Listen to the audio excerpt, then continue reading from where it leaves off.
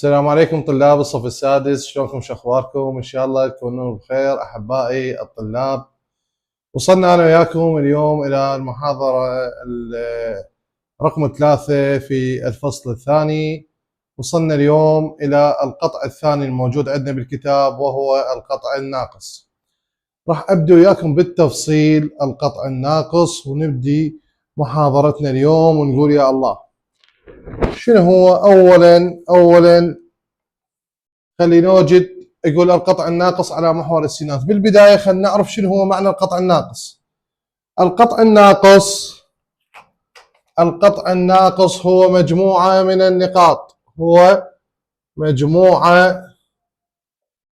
النقاط، يكون مجموع أي نقطة مع نقطتين معلومتين يساوي عددا ثابتا. يعني شنو هذا؟ هذا القانون هو قانون التعريف أو هو تعريف القطع الناقص. يعني أنا عندي نقطة لا على التعيين راح أرمز لها بالرمز P. هاي النقطة تنتمي للقطع. نقطتين معلومتين هن البؤرتين، يعني المسافة بين النقطة والبؤرة الأولى زائد المسافة بين النقطة نفس النقطة والبؤرة الثانية، وهذا راح يساوي لنا عددا ثابتا اللي هو 2A. هذا قانون أسميه قانون التعريف. إذا قال لي جد معادلة القطع الناقص باستخدام التعريف، هذا هو راح أستخدم طريقة التعريف. راح يجي وقته وشلون نتعامل أنا وياكم به. طلابي الأعزاء، احنا القطع الناقص عندنا نوعين، مو مثل القطع المكافئ عندنا 4 معادلات. بالقطع الناقص لا، عندي معادلتين، يا اما تكون معادله تقع على محور السينات او تقع على محور الصادات. يعني ما عندي بالقطع الناقص سينات موجب سالب صادات موجب سالب، لا، انا عندي هنا معادله واحده فقط. لو اقول تقع على محور السينات، لو اقول تقع على محور الصادات. اول شغله راح نتعلمها انا وياكم شلون نرسم القطع الناقص. شنو هو عباره عن؟ القطع الناقص هو عباره عن شكل بيضوي. تعالوا خلينا نعرف شلون نرسم القطع الناقص. طلابي الاعزاء، هذا هو محور السينات. انا راح ارسمه على محور السينات هذا هو محور السينات. هذا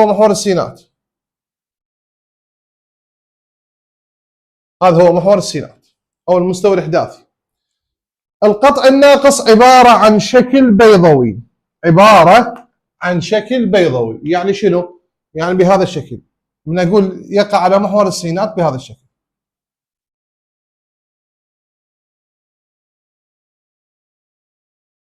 بهذا الشكل.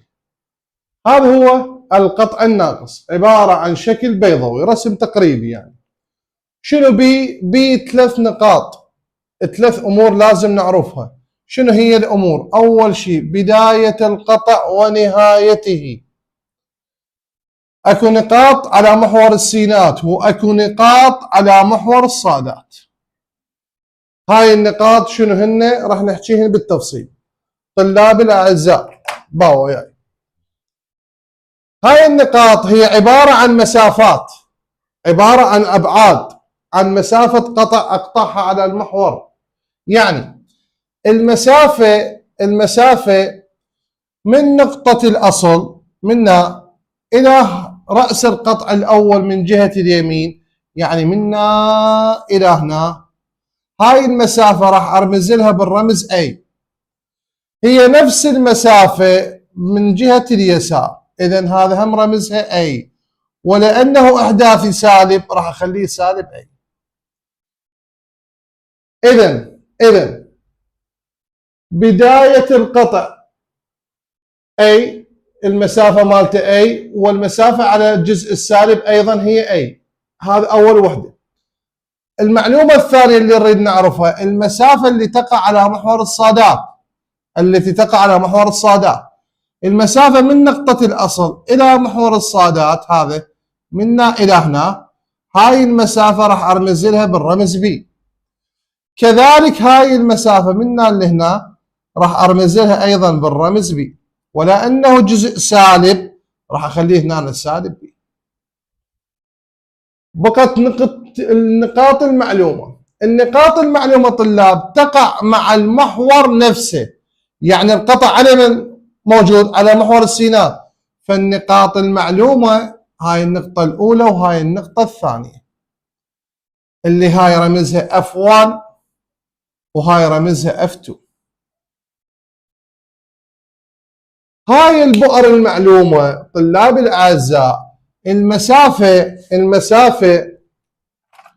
المسافة حبايب من نقطة الأصل لحدها هي راح أرمز لها بالرمز C، بعد، حتى أفرق بين، أنا رمزت أبعاد مختلفة حتى أفرق بين بعد وبعد.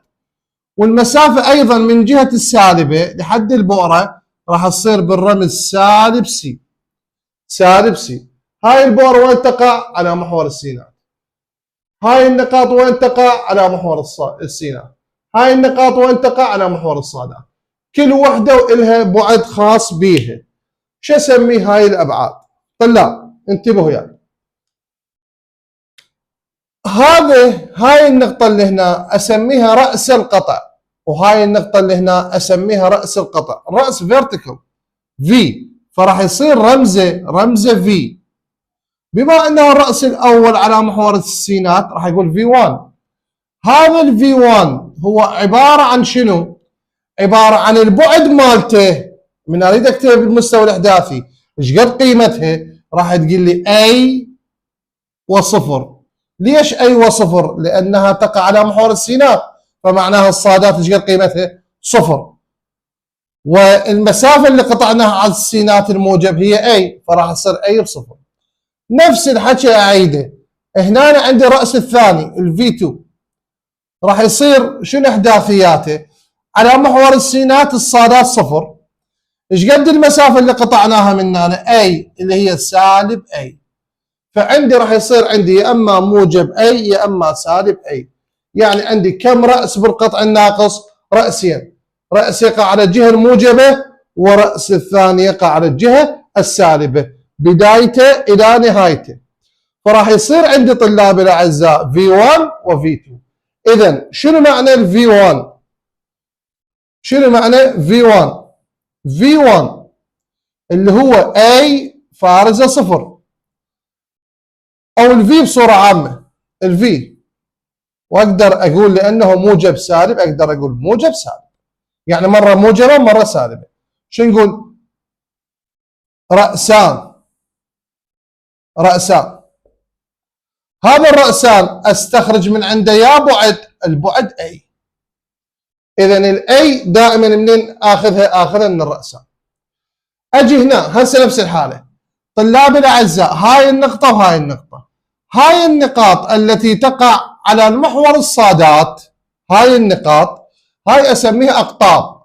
فعندي قطب موجب هذا قطب اول، وعندي قطب سالب هذا قطب ثاني. هذا القطب الاول شنو احداثياته شلون اكتبه؟ والثاني شلون اكتبه؟ طلاب هذا القطب وين يقع؟ على محور الصادات، يعني الاكس ايش قد اليه؟ الاكس الى صفر. يا بعد قلنا عليه اللي اعلى هو يا رمز البي، فراح يصير عندي صفر بي. كذلك هنا بالقطب الثاني الاكس ايش قد الي؟ صفر، والبي راح تصير لانه جهه سالبه اقول سالب بي. اذا انا عندي ام صفر بموجب سالب بي، واسميها قطبان، والقطب شاخذ من عنده يا بعد، البعد بي. زين شنو بقى لنا بس هذني F1 والاف 2. الاف 1 والاف 2. زين طلاب عندي F1 وعندي F2. هسه المفروض انت تكتب الاحداثيات. ايش قد احداثي هاي النقطه طلاب؟ للعلم ان السي هو البعد مالتها. ايش قد هاي؟ ايش قد تتوقعها؟ المفروض تكتبها. هاي راح تصير طلاب كالتالي. هاي البؤره الاولى راح تصير البعد مالتنا سي، والواي الها ايش قد الها؟ صفر. اما هنا فايش قد راح تصير عندي؟ اكتبها للاعلى. تقع على محور السينات، الواي لها صفر ولانها جهه سالب راح اقول سالب سي. اذا انا عندي بؤرتان اف موجب سالب سي بصفر، هاي اسميها بؤرتان. شو اسميها؟ بؤرتان.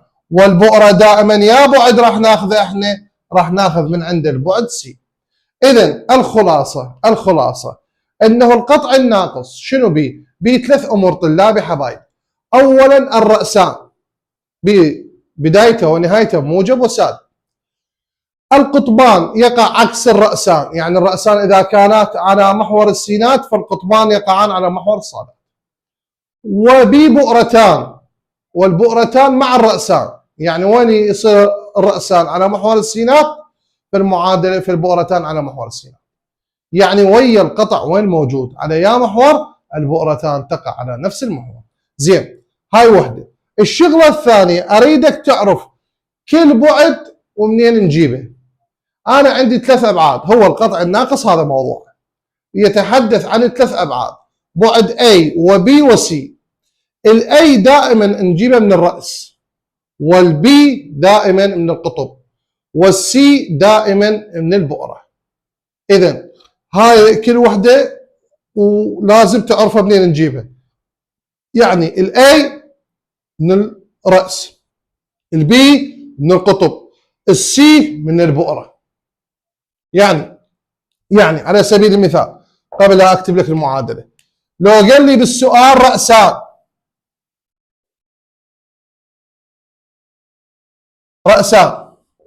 وقال لك في تساوي مثلا موجب سالب 4 بصفر، رأسا مطيك رأسا هو مالت القطع، رأسا راح تقول A تساوي 4. ليش اخذنا الاي؟ لانه الاي ناخذه من الرأسان من الفي. ليش ما قلنا بي؟ لان البي من القطب. ليش ما قلنا سي؟ لان السي من البؤره.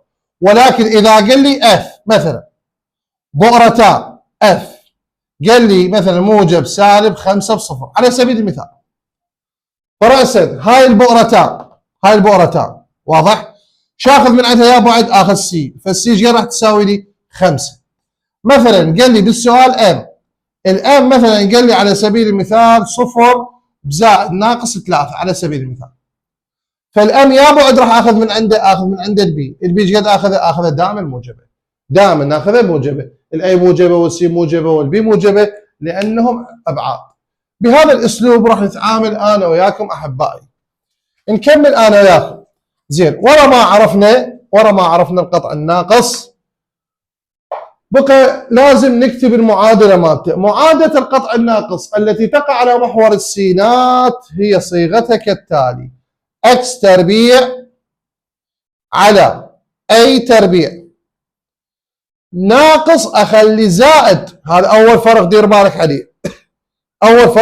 عليه، y تربيع على b تربيع راح تساوي لي 1. هاي شنو؟ هاي معادلة القطع الناقص على محور السينات الموجب. معادلة القطع الناقص على محور السينات الموجب. طبعا شلون صارت بهذا الشكل؟ هاي لها طريقة قانون خاصة اللي هي باستخدام التعريف. هسه احنا ما مطالبين شلون منين اجت، احنا نريد نعرف صيغتها ونحفظها.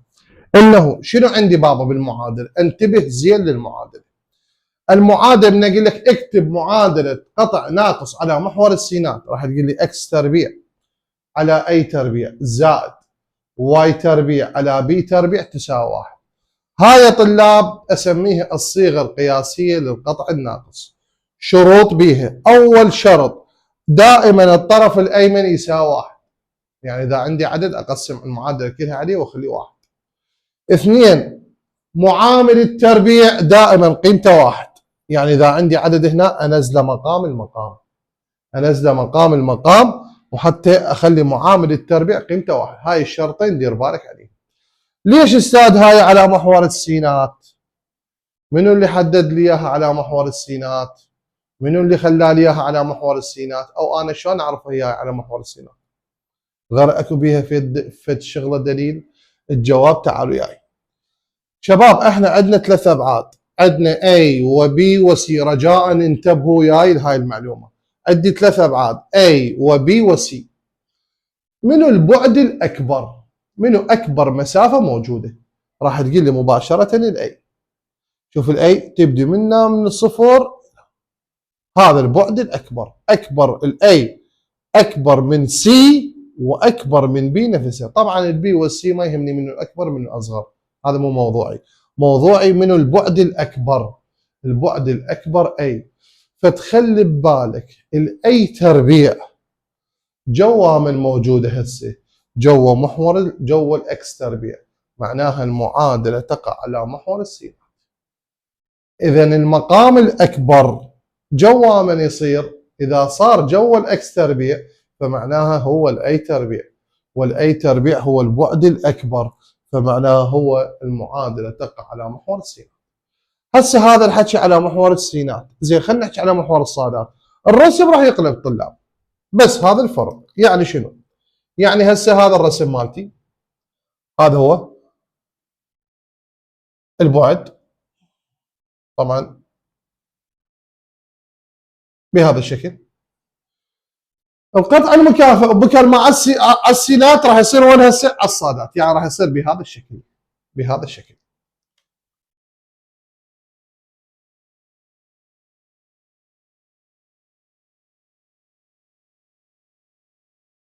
راح يصير بهذا الشكل. اذا الشكل البيضاء هالشكل. وين رؤوس القطع طلاب؟ بدايته ونهايته. اذا راسا اقول هذا الفي 1 اللي هو راح يصير منا لهنا اي، منا الى هنا هذا اي، ومنا الى هنا هذا السالب اي، بعد سالب. فراح يصير عندي اي العفو صفر، لانه تقع على محور الصادات، الاكس صفر والاي هو البعد. اما هذا الراس هو الفي 2 راح يصير اكس صفر والاي والواي هو سالب اي. زين طلاب، وين القطبان؟ القطبان بالجهه المعاكسه عكس الراسان قلنا. هسه هنا راح يقع هذا وهذا قطب، هذا اسميه ام 1 وهذا اسميه ام 2. الام 1 هي المسافه منا لهنا اللي هي يا بعد تحتوي على بي.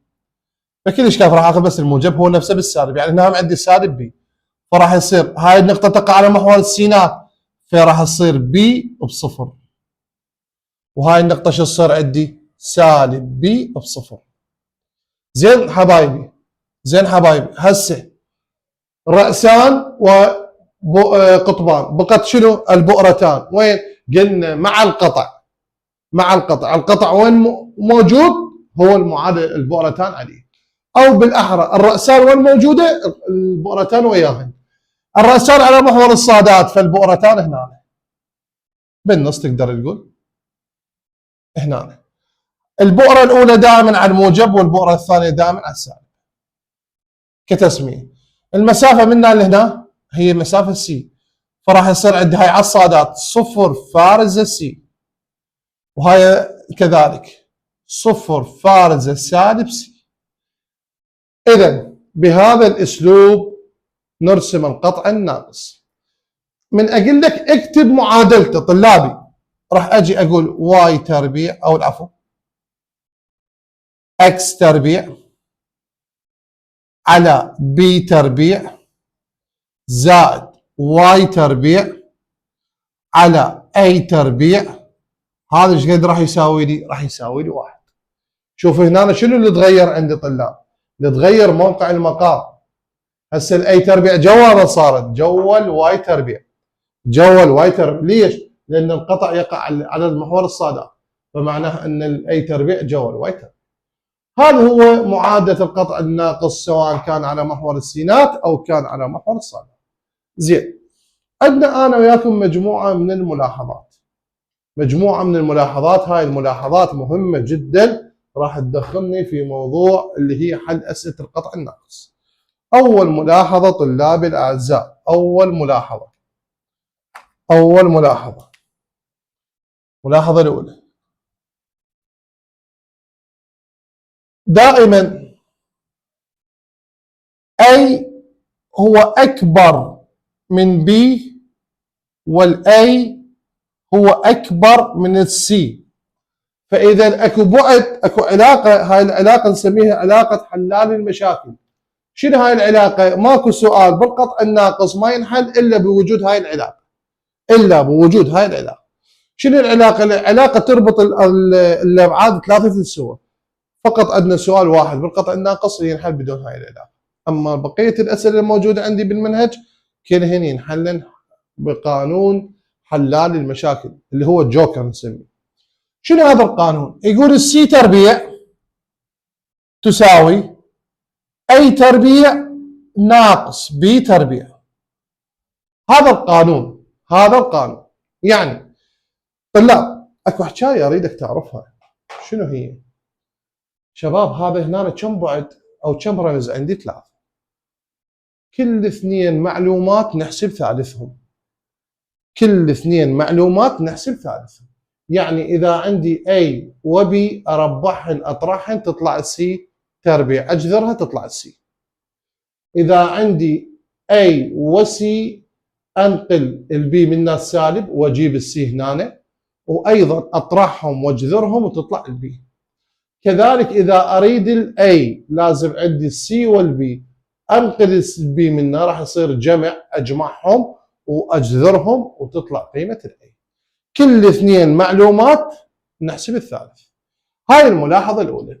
الملاحظه الثانيه، الملاحظه الثانيه، البؤرتان بابا يحددان موقع المعادلة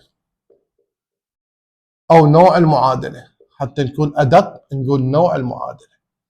يعني إذا عندي بؤرتين أعرف موقعهن على محور السينات أقول المعادلة تقع على محور السينات.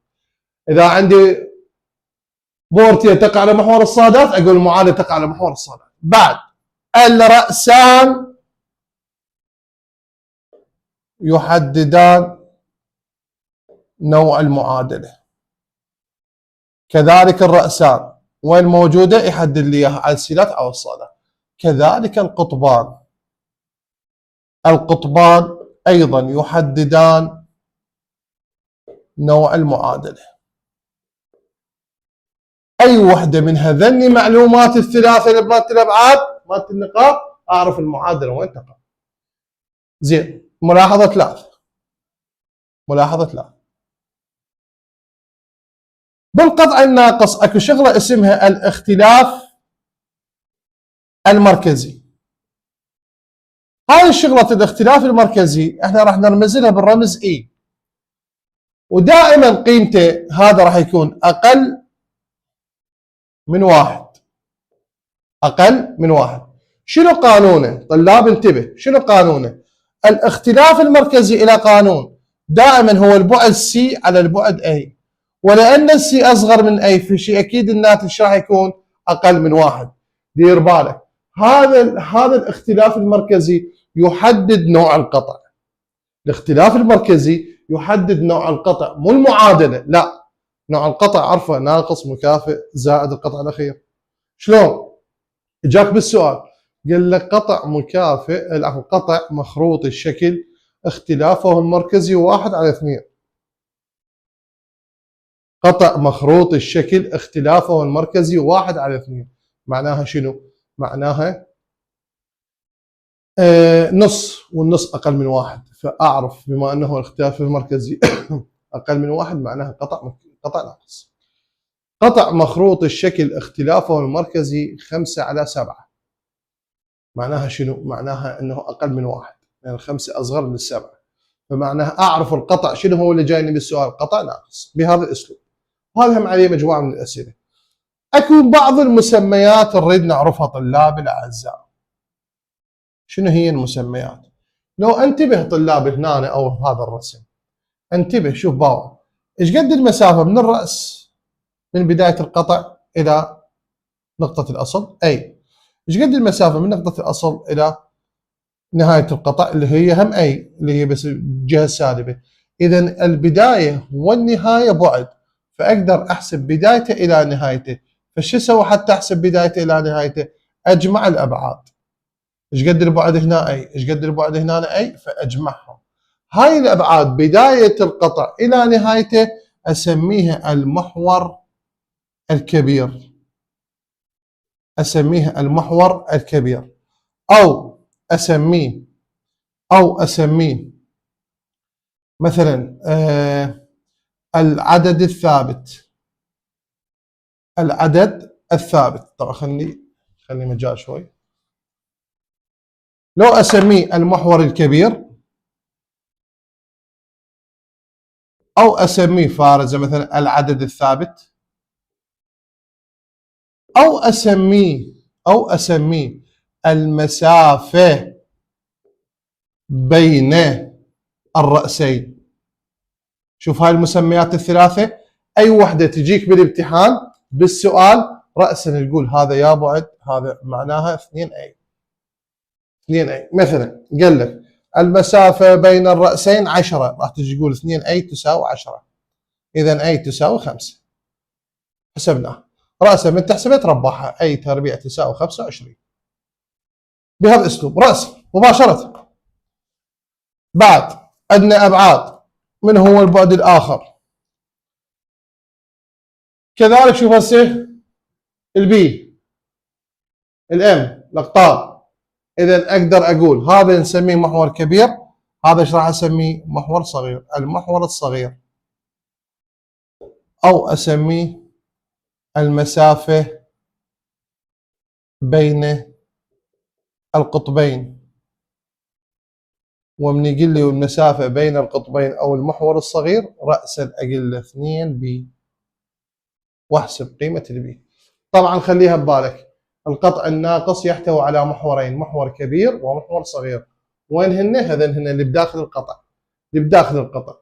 يعني هذا من بدايته الى نهايته اللي هنا، مو الخارج عنه، لا بس اللي بداخل القطع، هذا محور كبير وهذا اللي بداخله محور صغير، فهذه هن محاور القطع. بعد كذلك عندي بالبؤر، شوف البؤره الاولى من هنا F1 الى F2 هاي المسافه. اذا قال لي المسافه بين البؤرتين، هاي المسميات لازم تحفظها لانها تجي بالاسئله. او مرات ما يقول البعد البؤري. فش اعرف من خلال هاي الحكايه؟ انه لازم احسب السي، معناها هذا 2 سي.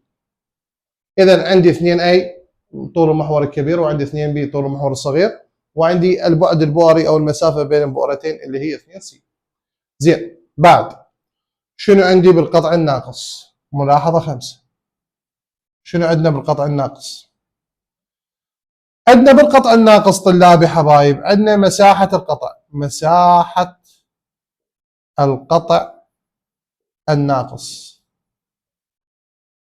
مساحة القطع الناقص اللي هي اي، رمزها اي كابيتال، اريا من مساحة، تساوي البعد اي في بي في باي. هذا قانون.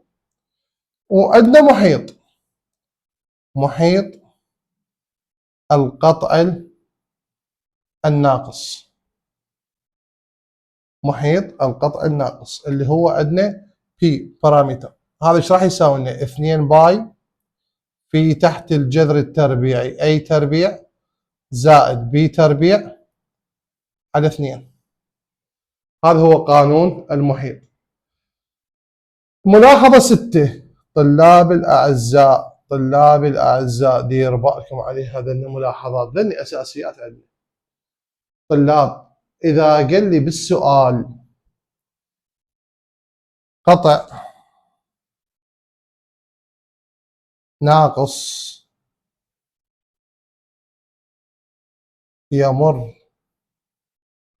كلمة يمر هاي مشكلة من تجي بالسؤال. هاي الكلمة يمر راح يجي بيها احتمالين حسب السؤال. شلون؟ إذا قال لي يمر بنقطة، قطع ناقص يمر بنقطة، أو إذا قال لي يمر بقطع، إذا ربط لي إياها وهي قطع أخرى. قطع ناقص يمر بنقطة أو يمر بقطع. طلاب الأعزاء، إذا يمر بنقطة إذا كان يمر بنقطة، هاي النقطة إحداثياتها معلومة X Y، إحداثياتها معلومة، وهذا القطع يمر هم بنقطة، هم خلينا نقول بنقطة أخرى. هسه النقطة هاي شنو هي بعدين نعرفها. واحد من عندهن معلوم، لو الإكس معلوم لو الواي معلوم، واحد من عندهن معلوم. أو خل أرتب لك إياها، آسف طلابي حبايب، خل أرتب لك إياها بجدول أحسن حتى تصير مفهومة أكثر إلك. الملاحظة 6 باعوا وياي. الملاحظة 6. عندي 3 كلمات مهمة جدا. مرة يقول لي قطع ناقص، مرة راح يقول باو، راح أسوي لك جدول. مرة راح يقول لي يمر، مرة راح يقول لي يمس، مرة راح يقول لي يقطع. شوف الكلمات، مرة يقول يمر، مرة يقول يمس، مرة شو يقول يقطع. طلاب الأعزاء، ما طول يمر أكو نقطة، ما طول يمس أكو نقطة تماس، ما طول يقطع أكو نقطة تقاطع. يمس معناها راح أستخرج نقطة تماس، يقطع معناها راح أكتب نقطة تقاطع، يمر راح يعطيني نقطة هو بالسؤال. هاي الطلاب، هاي الأمور الثلاثة. إذا إجاني، إذا اعطاني قال لي يمر يمس يقطع، والطاني من عندهن ثلاثتهن، من عندهن الطاني إحداثي معلوم، إحداثي معلوم. يعني شنو؟ لو الأي مثلا أي بصفر، أو يقول لي صفر بي نقطة على سبيل المثال. واحد من عندهن معلوم، مو اثنيناتهن. هسه اثنيناتهن ما عندي مشكلة، اثنيناتهن آخذ معناتها اكس واي، اكس واي واعوضها بالمعادلة، ما عندي مشكلة. مشكلتي وين؟ من يقول لي يمر يمس يقطع ويعطيني وحدة من النقاط معلومة. مثلا قال لي نقطة 3 بصفر، مثلا قال لي 0 ب7 على سبيل المثال. قال لي قطع ناقص يقطع عند النقطة 3 بصفر، قطع ناقص يمر عند النقطة 0 ب7. هاي شو استفاد من عندها؟ هاي شو استفاد من عندها؟ هاي استفاد من عندها استفادتين، او عندي احتمالين. يا اما اقول هاي الثلاثة هي A، او اقول هي البعد B. كذلك هنا لو اقول هاي A تساوي 7، لو اقول البي تساوي 7. وهاي منو راح يحددها؟ راح يحددها السؤال. منو راح يحدد لنا اياها بابا؟ هذا يحدد لنا اياها بالسؤال. ولكن اذا قال لي يمر بالنقطة، مثلا قال لي 1 ب2، لا هاي 1 ب2 معلومات، هاي اكس واي، فما عندي مشكلة، لا اخذ منها اي ولا اخذ منها بي، هاي اكس واي واعوضها بالمعادلة، واحدة من عندي هذني واحل السؤال. فهاي الامور طلاب ديروا بالكم عليه، ديروا بالكم عليه. هذا شرح القطع الناقص بالتفصيل على محور السينات وعلى محور الصادات، والملاحظات المهمة اللي اريد انحل عليها. طلاب الاعزاء، راح نبدي اول اسئلتنا بالقطع الناقص. هو اذا اعطاني معادله، شلون اتعامل انا بالمعادله الموجوده عندي بالسؤال؟ اولا احنا اتفقنا انه المعادله لازم تكتب بالشكل القياسي. هو شو يريد بالسؤال؟ جدل بؤرتين، يريد اف 1 و اف 2 والراسين في 1 وفي 2 والقطبين ام 1 وام 2. فالبؤرتين لازم احسب سي حتى اكتبهن، والراسين لازم احسب اي حتى اعرفهن واكتبهن، والقطبين حتى لازم احسب بي اكتبهن حتى اقدر اكتبهن طبعا. ثم جد طول المحورين، يعني يريد محور كبير والمحور الصغير، 2 اي يريد لك ايش قد قيمته، و2 بي ايش قد قيمته. والبعد البؤري يعني يريد منك تحسب 2 سي، والاختلاف المركزي يعني يريد من عندك تحسب اي الاي. للقطع الناقص المعلوم هذا اسهل انواع الاسئله، يا ريت يجيكم بالوزاري، معناها جايب لكم مساعده. شنو هذا النوع من الاسئله طلابي الاعزاء؟ هذا ايش راح نسوي له؟ هذا اول شيء اباوع للمعادله اللي معطيني اياها، هل مكتوبه بالشكل القياسي مثل هاي المعادله وهاي المعادله؟ الجواب لا استاذ. هاي المعادله احنا شنو قلنا؟ لازم الطرف الايمن جذر قيمته يساوي لنا 1. فراح اقسم الطرفين. اول خطوه ايش راح اسوي؟ اقسم الطرفين على 117. هاي على 117 وهاي على 117 وهاي على 117. إذا قسمت على 117 التسعة بها 1 ال117 بها 13. إذا راح يصير عندي إكس تربيع على 13 زائد هنا نفس الحالة 13 بها 1 ال117 بها 9. راح يصير عندي واي تربيع على 9 تساوي 117 على 117 تساوي 1. إذا هاي هي المعادلة. هاي المعادلة وين تقع؟ أباوع للمقام الأكبر. من المقام الأكبر 13 جوا من؟ جوا الإكس. إذا المعادلة تقع على محور السينات.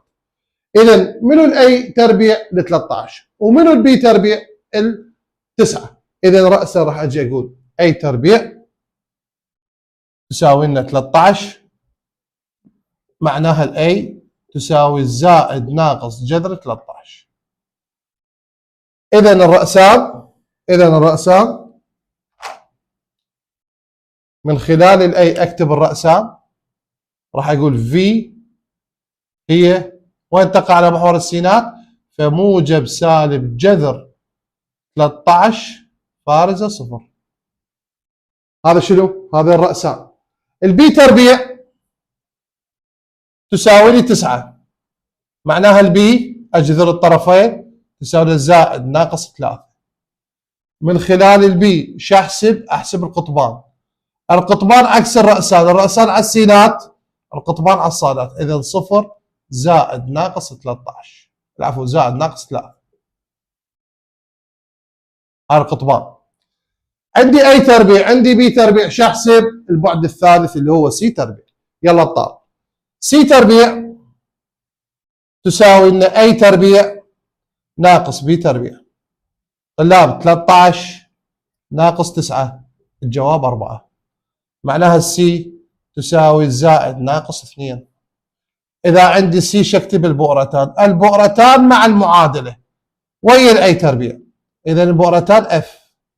راح أقول معادلة على محور السينات فيقول موجب سالب 2 فارزة 0.